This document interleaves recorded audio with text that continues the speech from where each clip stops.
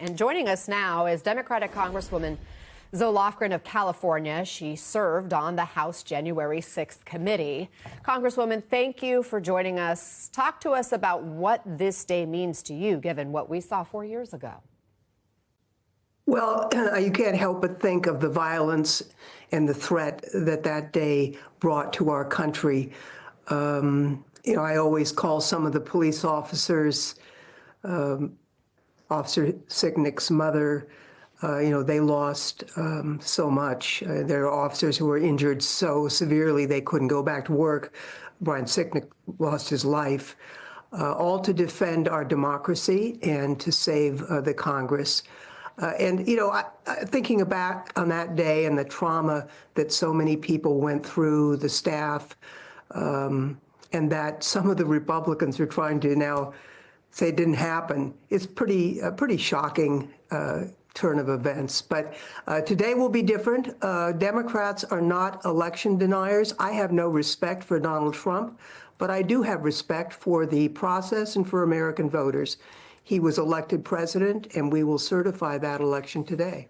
House Minority Leader Hakeem Jeffries had this to say on Friday. Let's listen. 2 months ago, the American people elected Donald Trump as the 47th President of the United States of America. Thank you for that very generous applause. It's okay. There are no election deniers on our side of the aisle. As a reminder, 147 Republicans voted to overturn the results of the 2020 election. Over 100 are still members of Congress. Congresswoman, it seems things are working out well for election deniers. What do you say to people who are having a hard time with that? Well, we just have to stand up for the truth. Their efforts to rewrite history ultimately will fail.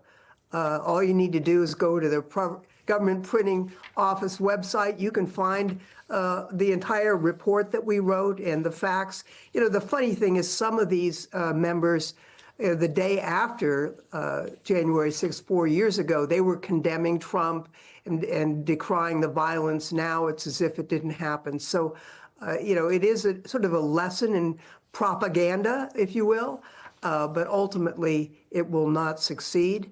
And I have faith in America. I believe that our best days will still be ahead of us and that we need to stand up for truth and for the rule of law, and I intend to do that. President-elect Trump has said he plans to pardon January 6 rioters. Former Capitol Hill police officers who helped protect lawmakers 4 years ago told me this about today. Former Sergeant Aquilino Gonell, who was seriously injured that day, required surgery for those injuries, saying, pardons or not, Republicans in name only, a.k.a. MAGA, can't erase history. They have turned their backs on police officers who defend them from Trump's mob. And this from former officer Harry Dunn. The things top of mind is that I feel American voters let us down. Adding Trump being reelected feels like a gut punch. Congresswoman, how do you think history will remember January 6th and Donald Trump? I think history will remember Donald Trump for what he did. He was engaged in trying to overturn the Constitution of the United States, whipped up an armed mob and sent them to do that task. Officers protected the Congress and the democracy, and we did survive. I am sorry that the American voters chose Donald Trump again for the White House, but that is up to voters to decide, not up to the Congress. As I say, I have no respect at all for Donald Trump, but I do have respect for our democracy, and I intend to uphold it today when we certify the vote.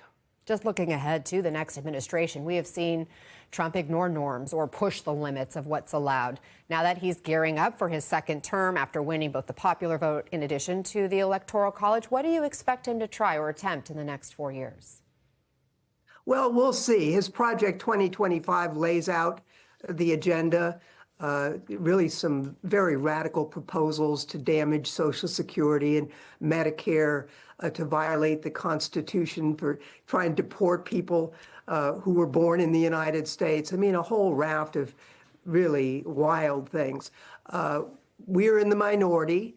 the Democrats in the House, but we will stand firm for the rule of law and for the Constitution. And we're also willing to go to the third branch of government, the judiciary, who, by and large, have so far held, when posed the question of whether the rule of law should be upheld.